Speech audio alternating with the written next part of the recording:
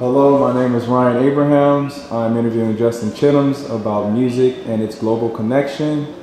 He is currently a student at Hilo and is also a local musician in town in Hilo.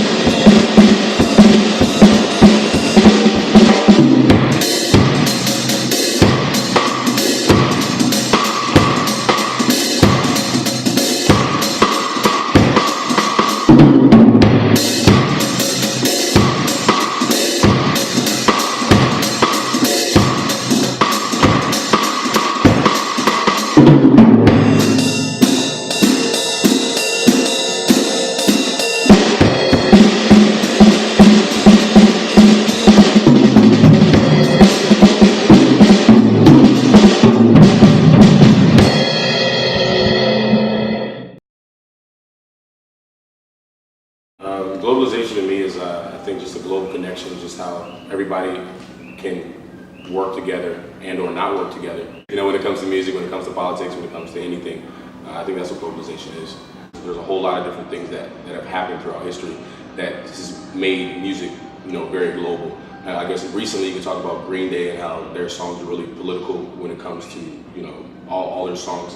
Or you can just talk about the fact that there's a interconnection of music throughout the world, which makes, you know, music a global thing. You know, we're listening to, you know, I don't know, African drums or people dancing to Latin music in America and vice versa. You know, definitely helps to portray globalism in, you know, in a musical sense.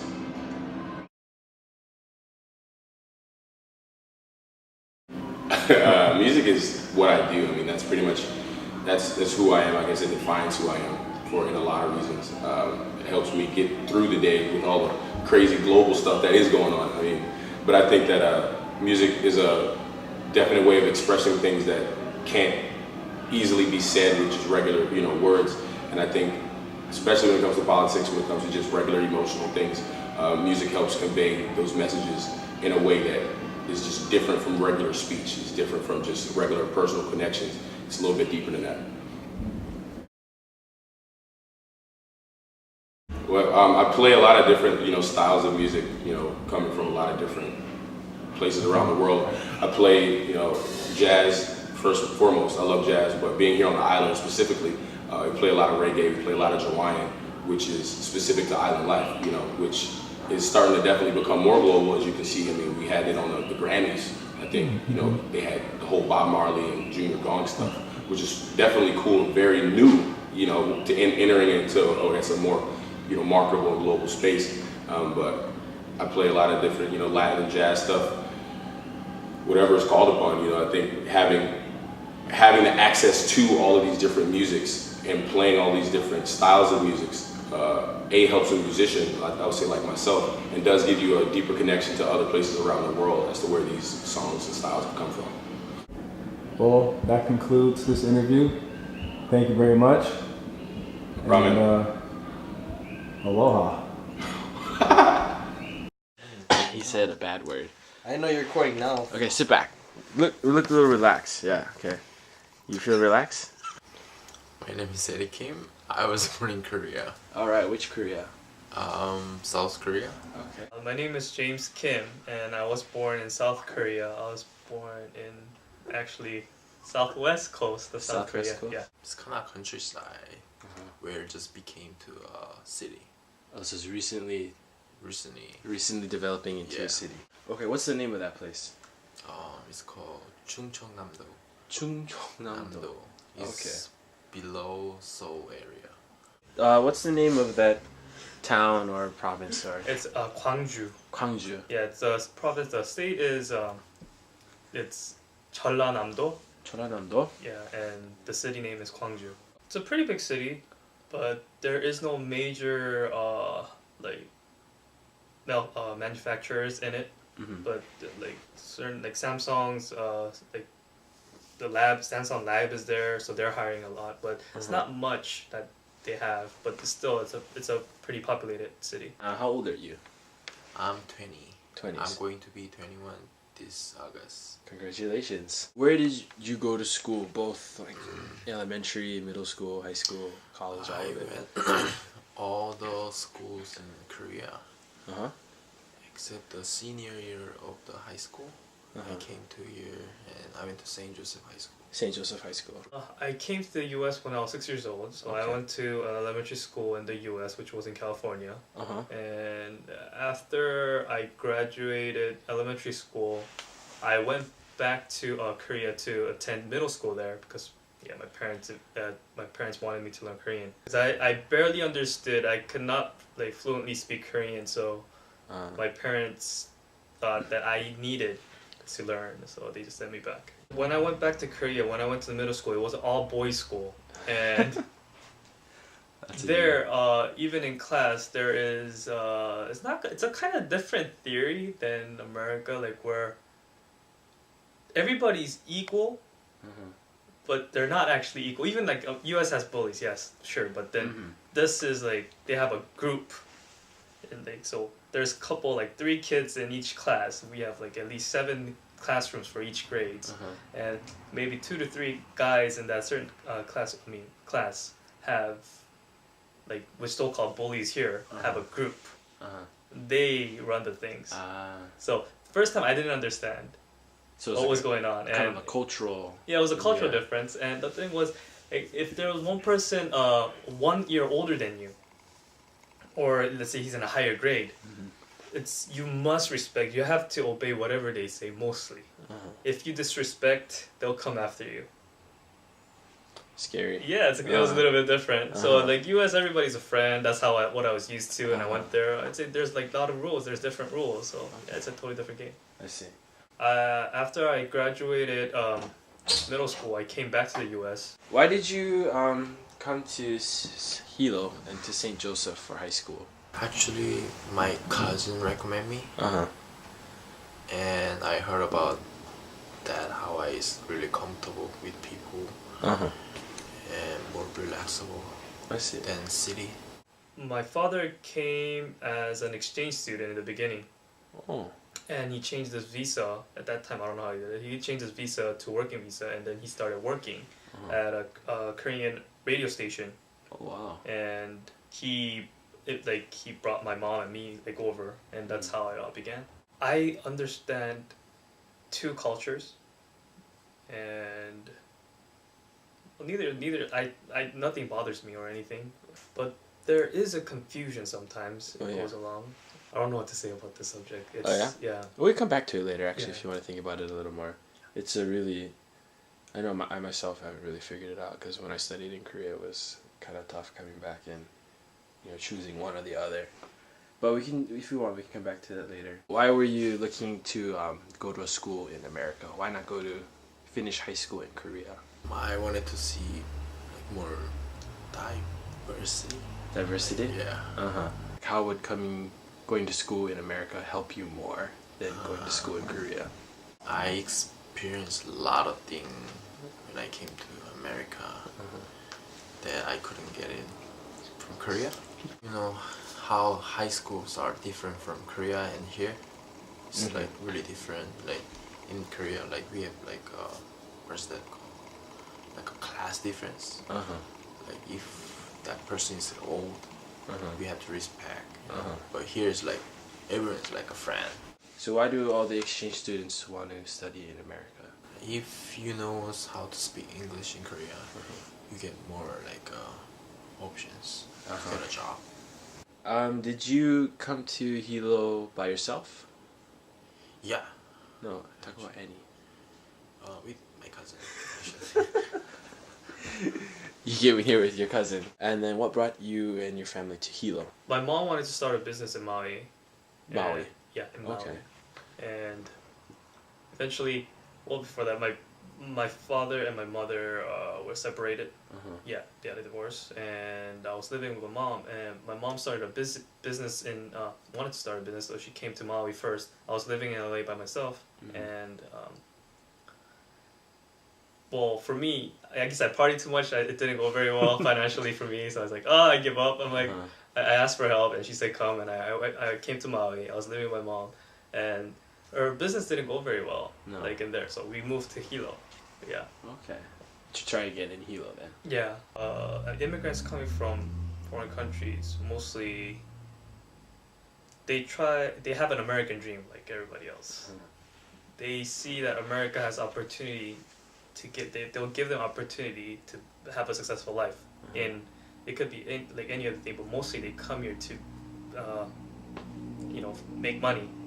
And they're very focused on that, so they try different things, and mostly they'll try to start their own business instead of just trying to work for a certain company. Do you have any future plans related to Hilo later on in your life, like work or living, family, romance? I wanna be around people as like a Hilo people. You wanna be around like Hilo people? Yeah, Hawaii. Because I recently went to New York. But people were so cold up there.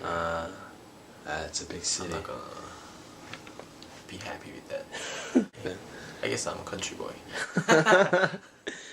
While I was in Korea, there was a major change. My father started a new business in mortgage, and he became a mortgage broker, and he had a big success. So when I came back, I was pretty happy. He was trying to work as an ambassador. Like he was studying for it. That's what his main goal was first in the beginning. He said after he came here and he studied and viewed how American society is, he has to work hard, but not as hard as he has to do there, and there will be more greater rewards here. So he just started, and somehow that mortgage thing just hit him. Like he saw a vision of it, and he went into it, and he was really successful. Currently, what are you doing in Hilo? I'm currently attending Hawaii CC, Hawaii Community College. My major goal is to go into the Air Force, ROTC, in Manoa. And then you want to work your way into the Air Force, is that right? The American Air Force. Yes. Oh, could you tell us about your journey to be a citizen of the U.S., right? You're going to obtain citizenship soon. Yeah, I have a interview and a test, and if I pass everything, the oath, Right. Yeah, okay. Soon. When I think of globalization, I think of how the world is becoming a smaller place and how we're all more interconnected. And as technology increases, we all become closer. We can send millions and billions of dollars, if you have it, across the globe. Hondas that are being made in Columbus now, and we have Fords that are being made in Mexico, and things are being built all over the globe. Nations themselves actually are forming more blocks, such as NAFTA and the European Union and things like that. There's a lot of globalization that's going on in terms of the military. No, these questions, to clarify, but it's still gonna go on the video. I just love it. Hey, Noah. Talofa. My name is Douglas William Milton. I am a veteran of the United States Armed Forces, born in Los Angeles, California. However, I was raised in the territory of American Samoa, so one of the territories of the United States. I joined the military in 1996. 1995 high school graduate, but little setback. I had to work in our famous cannery back home for a while. So I decided to join the military. It wasn't always an easy choice to leave home, but it was an option to find a better life in the States. It was a hope and a goal to see the world. A lot of my friends, a lot of people from where I'm from, mostly in the Army. I decided to go the other way. I decided to join the Navy. What more can be fun than sailing around the world and see better places? Around that mid-90s was considered a time of peace. There was no war, so a lot of people were recruited and joined the military. It's one of the best options there was for us in the territory. But the Navy patrolled every ocean there was. There's 7 oceans supposedly in the Navy. The United States Navy patrolled it. My name is Fa'amanu Teofilo. I was mobilized as a first sergeant for the 793rd Engineer Detachment Unit. This unit was mobilized out of American Samoa. American Samoa is part of the U.S. territory, and it's the only U.S. territory in the South Pacific. I was selected by the United States Pacific Command to take this unit to Iraq. My name is Memory Talisingakinamenisivaivai. I serve in the U.S. Army Reserve. I'm from the 411 Forward Support Combat Training Unit in American Samoa, Pango Pango. I'm an E4, and my position in the Army is 88 Mike, Motor Transportation Officer, as well as Human Resources, 42 Alpha. I initially decided to join the military because it was beneficial for me, especially a girl from American Samoa, one of the islands. It was helpful to pursue a higher education using the military, specifically the Army. They had a lot of great benefits: tuition assistance, Montgomery GI Bill kicker, as well as the SLRP program, student loan repayment program, that would assist soldiers with student loans and just basically attending school. So that's initially why I joined the military. Through basic, it totally changed my spectrum of things, and it changed the way I looked towards the military. It wasn't only about education. It became more of a dutiful thing for my country. Became more of a selfless service and honor to my country. 9/11 was, of course, the attack on the World Trade Center. But then we went to 9/11, and from Afghanistan we shifted to Iraq. I was upset. I was ready to volunteer myself to do whatever it takes to defend this nation. I was mobilized in 2004, come back in 2006. During that time frame, we went through a very intense training, military training, exercise to assure that all of my soldiers would come back safe. Overall, of the mission was successful. I brought back everybody alive. So we went from Operation Enduring Freedom to Operation Enduring Iraqi Freedom. That phrase, Iraqi Operation Freedom, who is being freed and from what are they being freed of? We freed the Iraqi people from dictatorship. Did they want it, or like Well, they had to be democratic? We're gonna go there and change people as well. It's hard for the nation as a whole is to go there and change somebody. The fact is, we were there to help them. the United States is always looking at these nations like, all right, we gotta involve, we gotta get involved. They gotta get their hand in there. They have to get involved. Basically, it's like a ripple effect. It globalizes that country onto another country, and so on and so forth. Some people still think it was better off with Saddam. Some people think it's better this way. But we took a dictator, a person that supposedly committed a lot of mass murders and the people of Iraq. We're still building Iraq. Our money is rebuilding Iraq. The military as a whole did a lot of good things there. We built houses, we built school, we built road.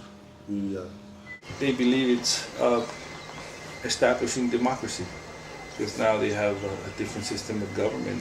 Not completely different, but it was better off than having a dictator running a nation, I guess. But they have this intel somewhere. Oh man, by the way, Saddam has weapons of mass destruction. We fought for 2 years, and there was none. Apparently, the intel wasn't correct. There's none. We haven't found anything yet, but we're still there after so many years. And so what is going on, 12, 13 years now. Globalization comes with flexing muscles sometimes. You know, nations love to flex muscles. In order for a nation to globalize something, you gotta have a strong navy. Nevertheless, I'm proud of what I did. I'm proud of who I was. Proud of being a sailor in the United States Navy. As of today, I spent 28 plus years in the military total service. It's really a hard something to talk about, because I still have a hard feeling of what I have gone through. We were there to defend the people of Iraq. In order for you to show that you are a leader, you have to lead. And for me, that was my integrity, to lead these soldiers. War is hell. War changed a lot of lives. I myself still coping how to live my life as it is, especially when you have a family. War is the ultimate sacrifice of any military. Nobody wants to go to war.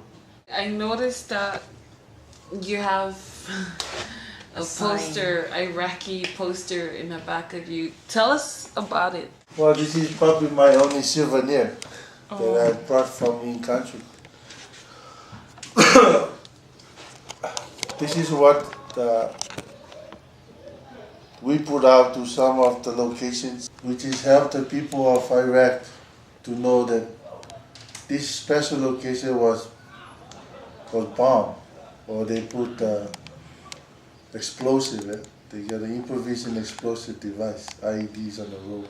Some of the unit they put this on the road to protect the people and to tell them not to go there, So that's what I brought when I came back, just to remind that for the safety of those people, that the United Nations and the U.S.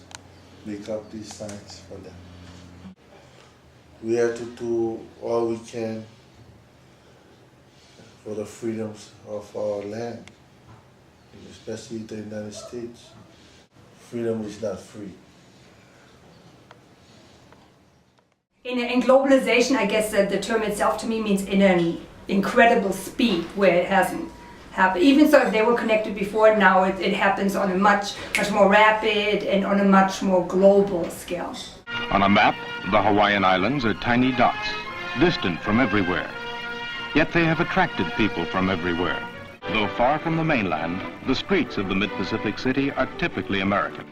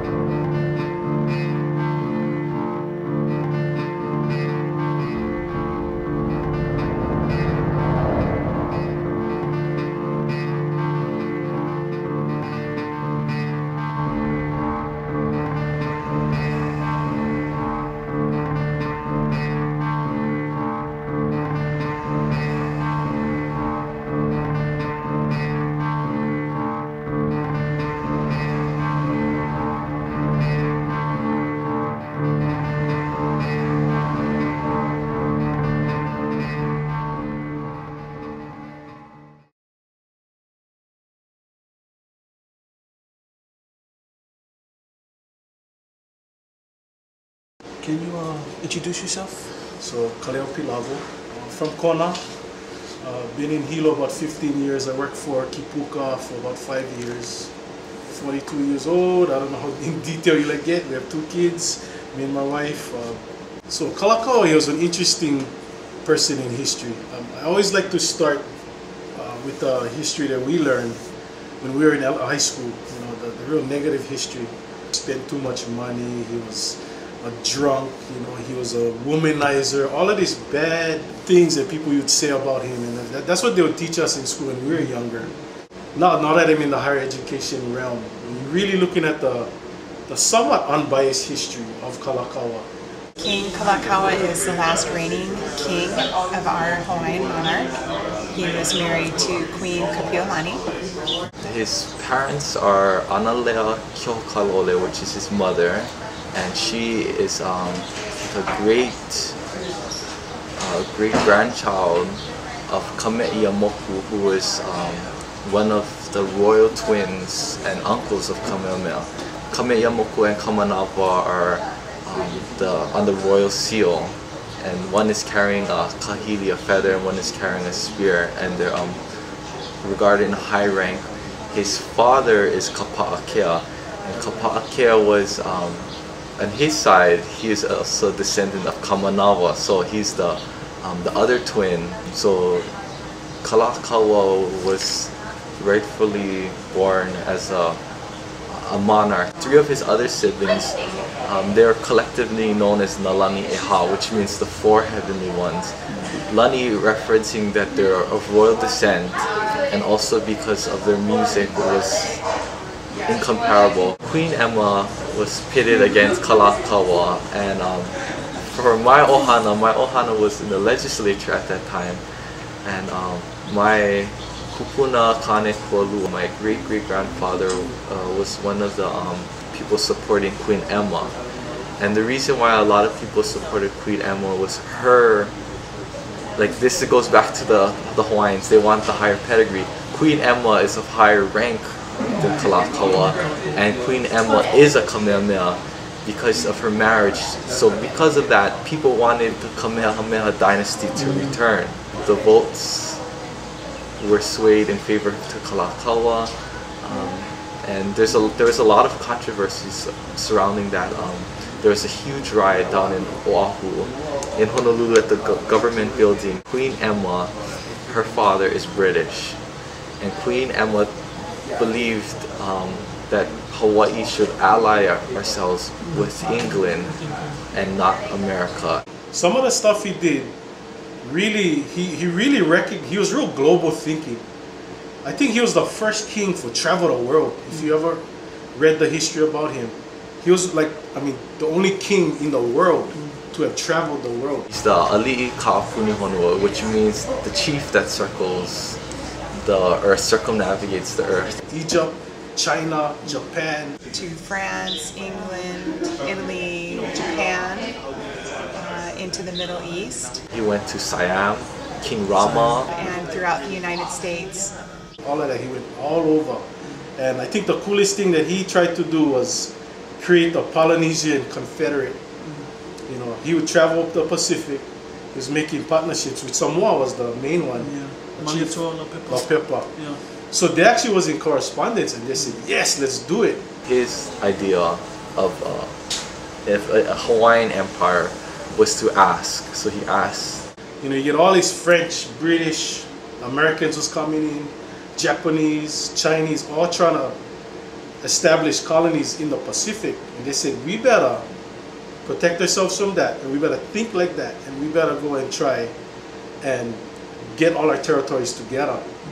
And of course, the foreign powers didn't like that. Yeah. You know, so that was an interesting one because it actually was pretty much formalized. It's like, yes, let's do it. Yeah. So that was an important thing. That whole global thinking of Kalakaua. Yeah. We knew that England would not take us over. We had a stronger connection, and then America is also, you know, we all know them as businessmen. It was actually the time of imperialization, where France, Belgium, Germany, England, all these Western European countries, Portugal went throughout the world and colonized Africa, Samoa, Tahiti, and whatnot. Polynesian Confederate. Imagine if that was established. Yeah. So he's talking Aotearoa, Tonga, Samoa, Marquesas, Tahiti. Yeah. You know, it was the whole Pacific. It was going to just be one. Fiji was included in that too. So Imagine that. Imagine that. One person he went to actually was the Meiji Emperor of Japan. The emperor himself was westernizing rapidly. Their economy was really slumped because they're spending lots of money spending to westernize, and likewise for Kalakaua, we spent a lot of money to build Iolani Palace. I think that goes to show how close we were to Japan. I think we still are very close to Japan. He took some of the brightest and best students during his time, and he actually sent them around the world to go college. Some of these guys they were like 13, 14 years old. You could tell that he didn't want his people to stay confined. Yeah, he wanted to really expand the thinking of the Hawaiian people at that time. He was an innovator. He had an appreciation for art and culture, and especially for his own culture. He appreciated technology. He was very fascinated with science and with innovation. He appreciated culture enough where he had to almost disguise it. But hidden in the hula was also the warrior arts, which was outlawed too during that time. So a lot of the lua, the native Hawaiian warrior arts, and hula, a lot of the moves are the same. And they have names for certain moves. You know, when hula move had the same name in lua, the warrior art. The only way he could keep the culture alive was somewhat disguising it during that time. And all these foreign powers was putting so much pressure on the society in Hawaii that people couldn't be who they were. In one hula, you get the warrior moves, of course, we talked about. You get the language, you get the traditional chants. He saw that through hula, through the perpetuation of hula, he could at least conserve different parts of the culture. We didn't just this, the foreign population, yay, the natives dancing around and making us happy, but he had a deeper purpose there for that. Yeah. He said himself that hula is the language of the heart, therefore the heartbeat of the Hawaiian people. So for me, the Merry Monarch gives Hawaiian people, a chance to come together and really demonstrate the grace and beauty and strength of their culture. It's more important to me than maybe celebrating Thanksgiving or Easter. The Merry Monarch competition, even though it's a competition, the core of the Merry Monarch is to showcase our culture. And now we're actually very happy and excited and proud because now it's broadcasted around the world. Because of that, get all these practitioners, they carried on generations of, simple things like making, the drums, the pahus. That's not real simple, but different aspects of the hula where since that time, the culture could continue. Yeah, there's some new guys coming in. They're kind of rocking the boat, man. Mark Kelly, Maru, them. They're creating their own stuff, their own moves, their own whatever, their own dress, and they get criticized for that because they're entering one Kahiko challenge, which is old hula. They dress, the chants sound old, everything, but it's actually modern hula. But so guys kind of criticizing that. They say, "Oh, this chant is only 2 years old. You made them up last year," but it's still in a traditional form. And I think in order for the culture to keep moving forward, they gotta have evolution. So what I appreciate about the Merry Monarch now is this evolution. Yeah, you cannot be stuck in a little box. You gotta progress, and that's something Kalakaua, I think, taught us. Yeah.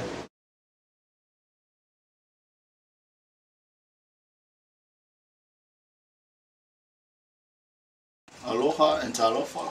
My name is Afi Filimoni, and my documentary is about culture, Micronesian, Pohnpeian, Chuukese, Hawaiian, and interviewed a Samoan. So enjoy how these people explain their cultures. Thank you. My name is Sean Michael Pantero. I'm from the island of Pohnpei, just located somewhere in the middle of Micronesia. Everything I do is based on my culture. Like, my culture is based on respect, so yeah, I try to respect others. The respect is there in all the cultures, but there are different ways we express respect. For Portuguese, they when they walk in front of someone, they go like, especially women, they go down low. And for Pompeians, it doesn't really matter, but as long as you say EM or excuse me and stuff like that. What kind of dances do you do during major celebrations in your country, in your culture? It is practice, but not as much as in the Back past. then. Yeah.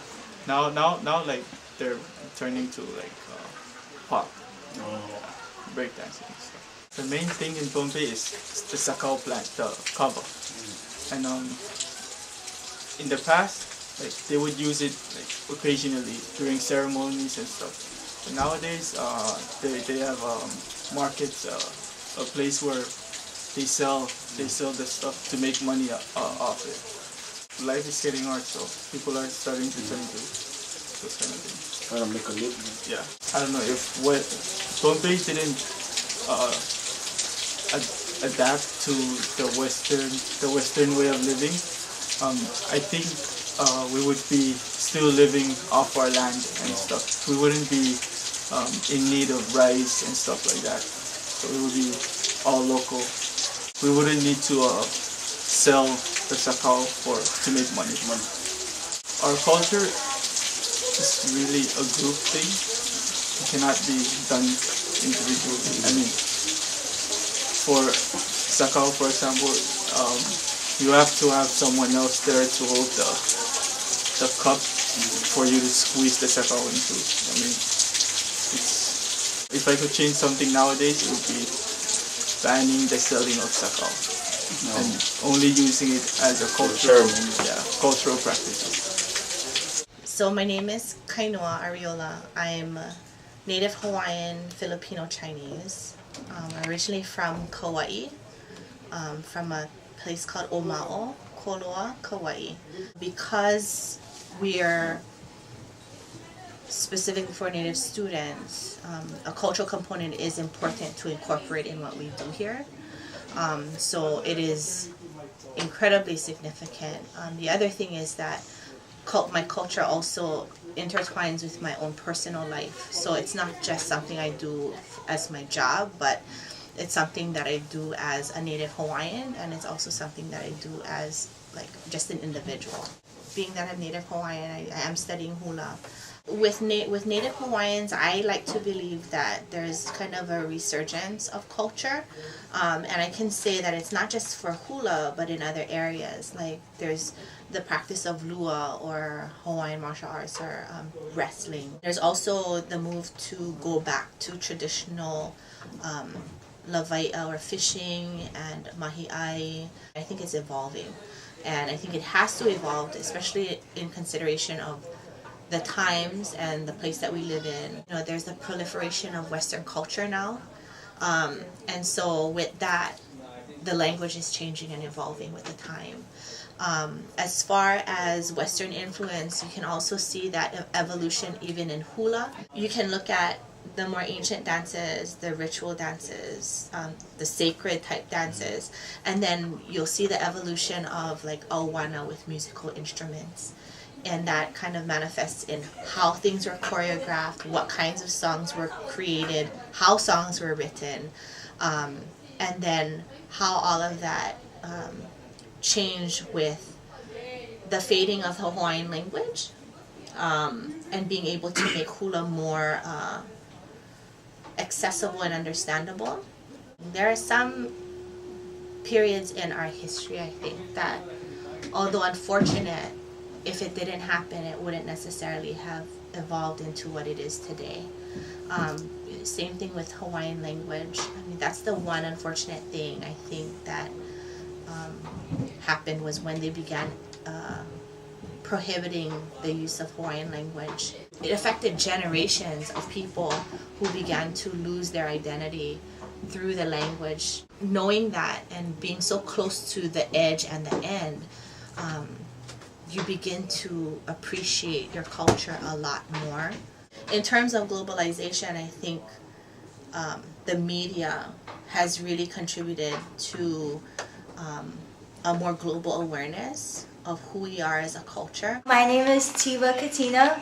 I am from American Samoa and I am a political science major. One of the most important things that I've learned about my culture is the fact that people are they're so religious. That's one thing that I know about Samoan people. With those religious teachings and everything, I've learned, wherever I go, gotta remember that I have to pray. Pray before I eat, pray for my people, pray for school, and stuff like that. I think our language is still going strong. A lot of people are still speaking it, no matter if you're back home or in the mainland. Dress codes in our culture is very important for a lot of girls, and I think when a lot of girls move off island or away from home, they slowly begin to forget, the importance of covering up themselves and stuff like that. One of the most famous dances that Samoan people like to do, which is the fire dance, I think that's globalized. Our people are doing it around the world, and then there's the tattoo for males and females. I'm not really sure what the significance of those tattoos are, but yeah, there's an important thing about it, and I think that's globalized as well. I can't change my culture. I don't want to change it because it's important to me. It's really something hard that it's a hard thing. You can't just be like, okay, I don't want to speak the language anymore, and then force yourself to never talk it or say it or speak it. And so yeah. I'm Vid Ratior. I'm the director of the Pacific Islander Student Center here at Hilo. Born, raised out on this small island in the Pacific, in Micronesia, with about 400 people on it. Very small, traditional island. Everybody still practices. There's no practice of traditional culture. No running water, no electricity, so people still live off the land, get their food for the day. When we talk about culture and significance of culture, this is the reason why I have to ask you a little bit about that question is, because usually when people talk about culture, they often refer to the cultural practices, right? So as you said, dances, right? Where dancing itself is not necessarily part of the day-to-day culture of our islands, or at least of the Micronesian islands. It's very important that we remind ourselves of some of these practices that we have. Right? I think one of the unfortunate things about living overseas is that we begin to slowly lose our own sense of identity and our sense of, or even our understanding and our knowledge of our cultural practices, our skills, our traditional art form, and all that stuff. There is appreciation there of the art form itself, right? What you wear, how you move, and all of those different things. But what often is lost within that is sort of the ability or the opportunity to educate people about, where we come from. I have been losing my own culture, my own knowledge base, even language, right? So, on a day-to-day basis, I speak English. The more I speak someone else's language, the more I lose my own because I'm not practicing it, right? Much of what you learn is how to become really to the bottom of the goal of the formal education back in our islands is how to become really mini-Americans, right? We're learning English. Why are we learning English in our, why aren't we learning our own culture? We're learning world history, American history. Why are we learning those and not over, right? We're reading textbooks that are written by others and why not our own? If you're in a classroom and you're being taught by someone who does understand where you come from, right? It's a challenge for you to continue to become who you really are, a Samoan or Chuukese, because some of those cultural practice of learning and some of the ways of learning don't necessarily match up with a professor who's never taught, one of ours or taught us. If you had the power, is there something in your culture you would change? I think I would change our history. I would really change our history of people coming to our islands and then changing who we are. Micronesia was discovered, right, by the Spaniards.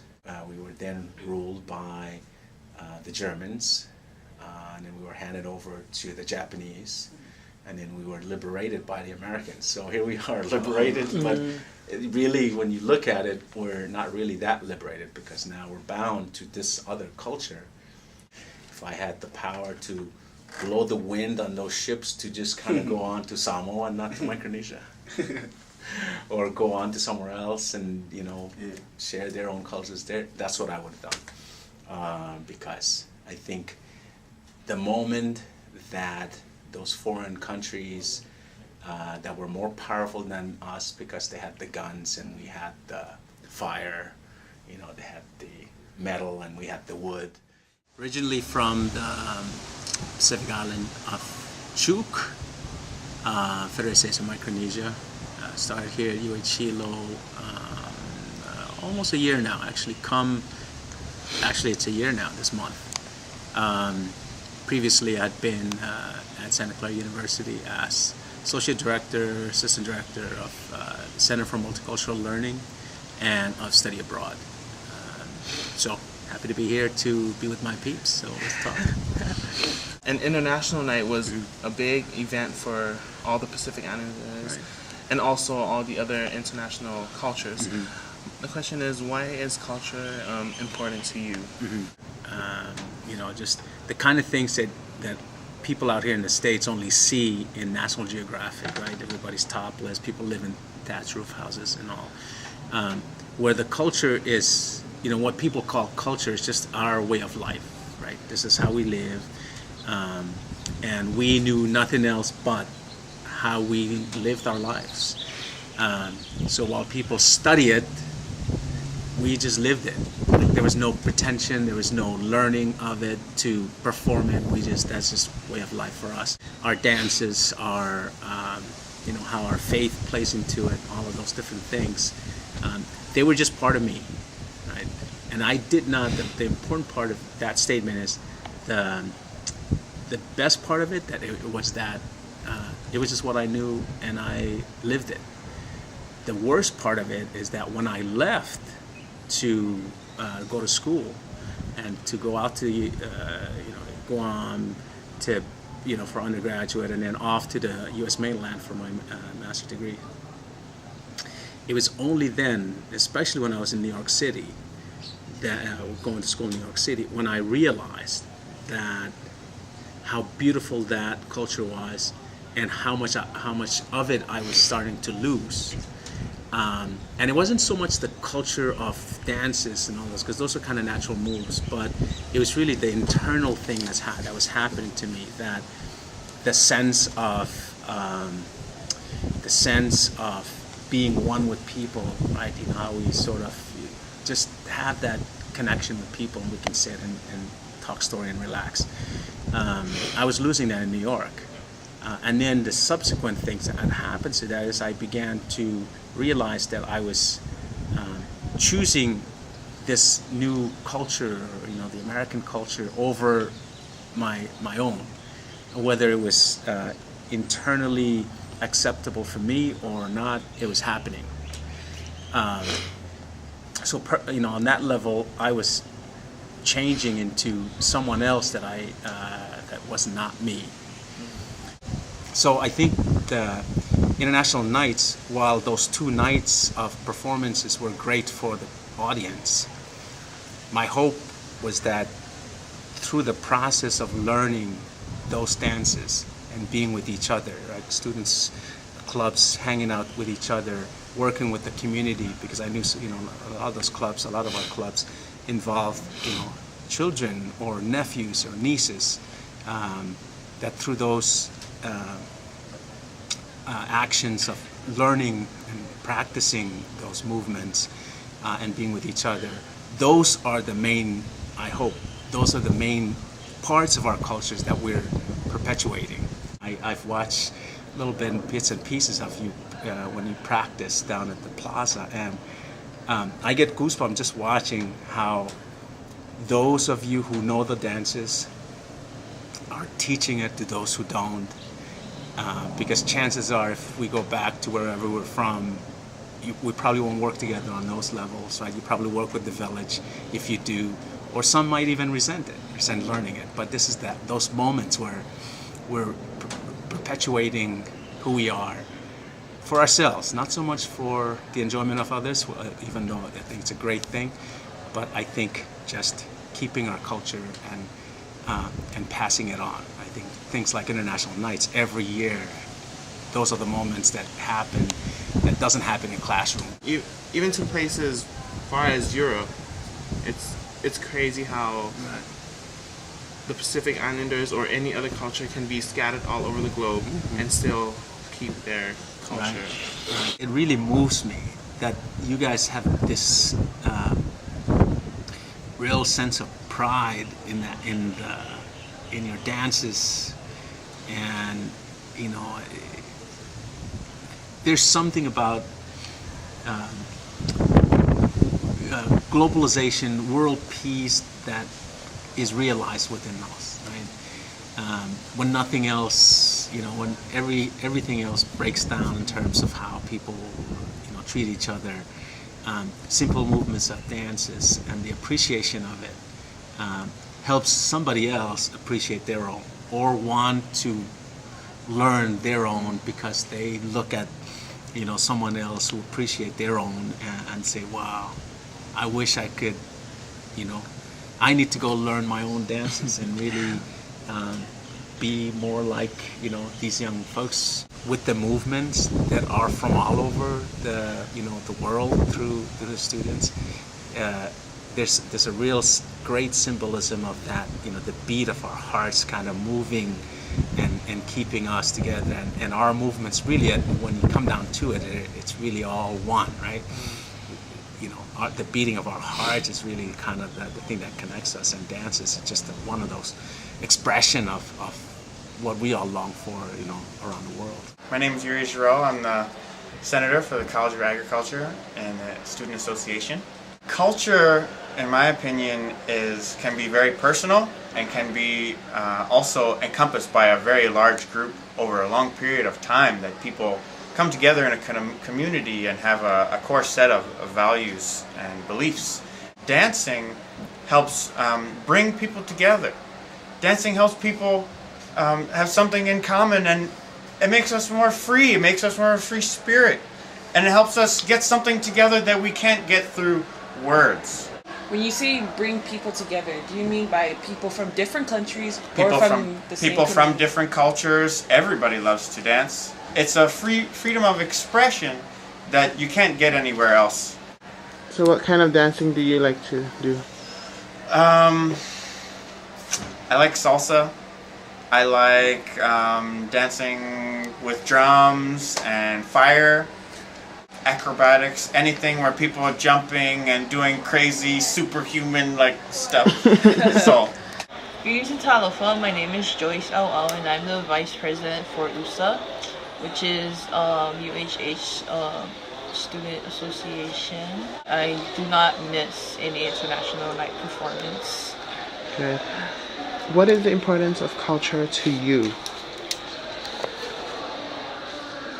To go back to my roots, I have a lot of pride in my culture. There are different cultures in the world, and it should be shown or presented in a way. For example, the International Night, for UHH, it's a diverse environment, so I think it's the best way to showcase different cultures like Micronesian, Tongan, Samoan Club. Hi, my name is Ruby Tapoi. I am an English tutor here at the Pacific Islander Student Center. I am currently a senior majoring in marine science. Culture to me is my identity. I am a Samoan, and I would like to portray that wherever I am. And being that I am in Hawaii attending school, I want everyone to know that I am Samoan. I'm not, no offense to Pacific Islanders, I'm not Hawaiian, Portuguese, Micronesian, I'm Samoan. And I like to express that through either dancing or participating in any events whatsoever. And I'd like it to be known that I am a true Samoan, born and raised, and that exhibits my personality to the public, saying that this girl is proud from her heritage and her culture. I think International Night assists in exhibiting our dances or performances, sharing it with everybody on Big Island to be exact. And it shows them that we're not just kids from the island, we actually do things. We perform, we tell stories, and at the same time we're coming to school and we're balancing these two things. We're balancing our identity as well as trying to balance our education. Once we hear the drums, we know that it's the Samoan Club, it's your club. Personally, I believe with the drum beats, how everybody knows it's the Samoan Club is the bass and then hearing it. With the taiko drums from Japan, you know it's taiko drums because they have the different sound waves and then clickings. That's completely different from a Samoan drum. Even with the African drums, they beat with their hand and not with sticks. Aside from drum beating, Pacific Islanders are well known for navigation. The Pacific Ocean was one thing that connected the islands rather than separating them. So our navigating skills is one of the key components to our survival.